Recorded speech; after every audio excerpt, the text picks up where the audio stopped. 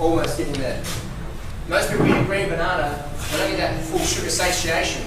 And then they go, oh, you know, I'm hungry for the other stuff. It can be very frustrating at the start. But if you persist, you'll get the benefits. It's like going to the gym or doing yoga or being a runner. You can't just do it once and go, oh, it's not for me. We're going to try it. If we know in our heart that's the way to go, persist and you will be rewarded. Yeah, it's as simple as that.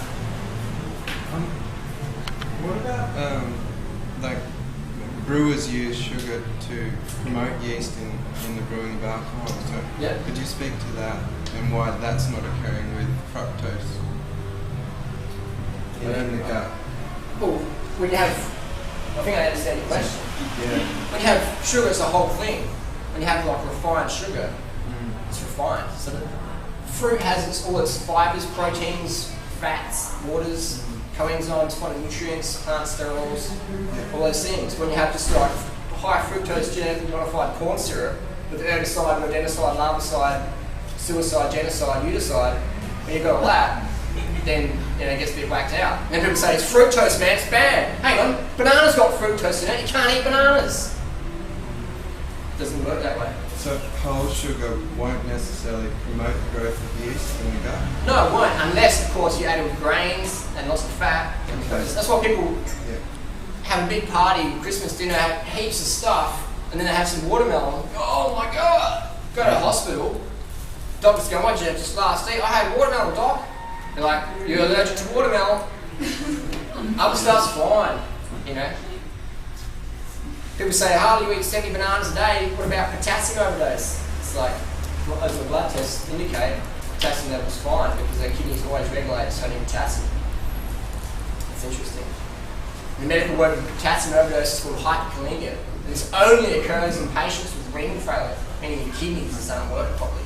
You spent years on the piss or eating whatever. So you gotta eat a banana, your kidneys blow out, and you're like, yeah, banana. If I went out tonight and just started shooting up heroin, getting pissed, whatever, and just flailing around, end up in the hospital, and they go, what's he got? He's got a tattoo on his hand. It says vegan. Oh my God, he's a vegan, this is why he's stuffed up. They would forget about the heroin and there's a famous singer who's a heroin addict and is a vegan or was a vegan. He hit a wall. People say, look at his vegan guy. Oh, we forgot about he does meth and heroin and lives a rock star lifestyle. It's because he's vegan. If a vegan gets hit by a baseball bat and the arm gets broken, it's because they're a vegan. You know? If I jump off this building and then head first in the ground and split my head open, it's because I'm a raw vegan. You know? It's an interesting society we live in. And you got to laugh at it, man. Because it's like, if you take it personally, you'll burn out. Our goal is to burn brighter. To become a lighthouse shining so brightly that our example is undeniable. Because who we are speaks so loudly, no one can hear a word we're saying. Any other questions? Yeah, your experience with B12 is fascinating. Yep, did you watch my latest YouTube video? Yeah, I did actually, and I appreciated it. Yeah, yep. It was great. Yeah, it's great. Like, I didn't know what B12 was really until I became a vegan. Like, as a omnivore cyclist, I sort of did vitamin pills. And I'm like, yeah, there's vitamins, I'll eat that. And everyone went vegan. People were like, what about B12? And I'm like, B12, that's a B complex vitamin. So, yeah. So I did more research and I'm like, oh, vegans are deficient in B12 because they don't eat animal products. And I'm thinking, okay, interesting. Well, how come we have B12 deficiencies in meat eaters? If B12 was a vegan thing, we wouldn't see B12 deficiencies in the omnivores. But we do. My housemate, Clint, in Adelaide, when I'm in Adelaide, he's a great guy. He's 100% raw, but he eats animal products, And anyways, I asked him, he goes, Harley, eating your rabbit food again? And I'm like, Clinton, eating your vulture food again? And, so he'll have steak every day, chickens, fish, eggs, dairy, raw ice cream, all this sort of stuff. It's cool, it's his choice. And his B12 was the same as mine before I started supplementing. It's about 140, 150, 160. And I was thinking, I'm an endurance athlete. I asked Lance Armstrong does B12 supplements. All the top riders do B12. And I was thinking, maybe I'll give it a go. Yeah. So I started doing B12 injections. Didn't notice much of a difference. But I'm like, now I've got super high B12, so the next time I do a TV show, it's all good. So that's from fruit or what you're getting it from. It's supposed to B12 is produced in the body, but my body has a defect where it doesn't produce enough intrinsic factor, which I only became aware of because I was a vegan, because I got educated about B12 and did some tests. I'm like, hang on, my body doesn't produce intrinsic factor. Maybe supplementation is a good idea.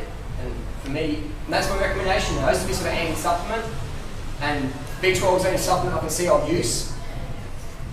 But I still think if someone's living an unnatural lifestyle, like heaps of stress, heaps of coffee, under eating, just living in big cities, they should probably address that first.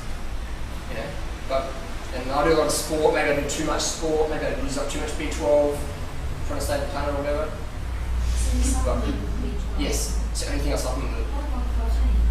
Protein, I mean, you put in a blood test and you get the same amount of protein as a competitive bodybuilder. Protein comes from fruit, if you eat enough calories. Everything has protein in it. In fact, there's not a medical word for protein deficiency.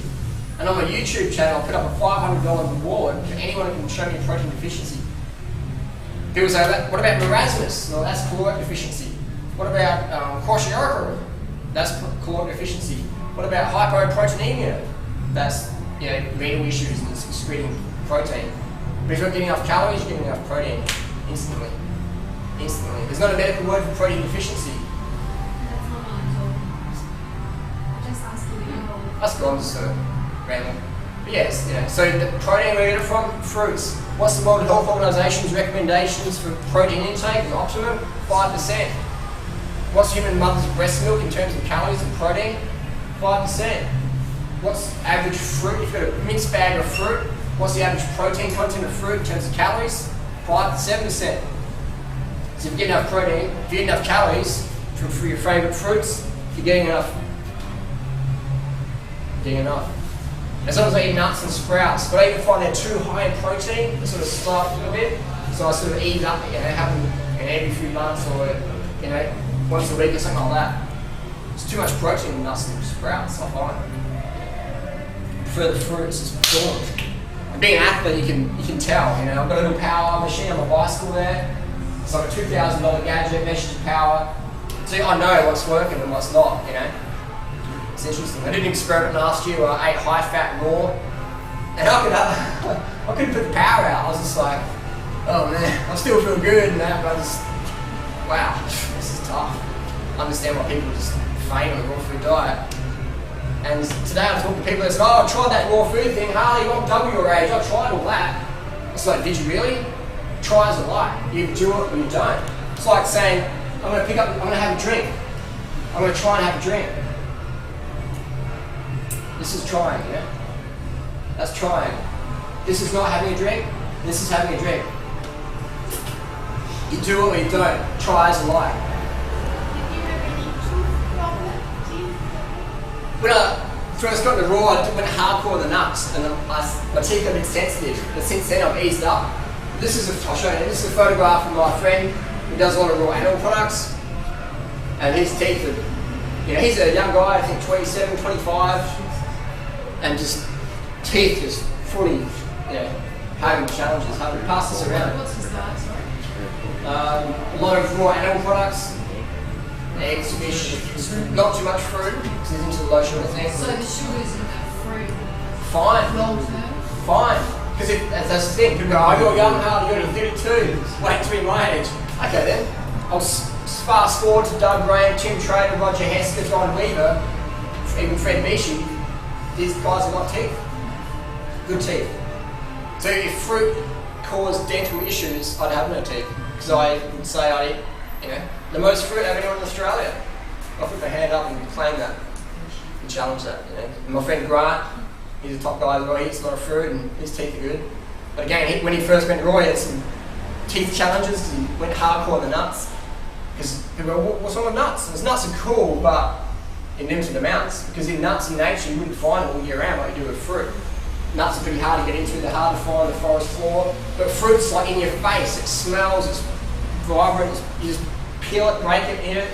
Nuts, it's like cracking it, trying to find it, it's moldy, get the next one. So, no, Mother Nature's saying, with the nut, it's like it wants to preserve itself. If you eat all the nuts, you take out the tree. So, the tree's going to give you some pain.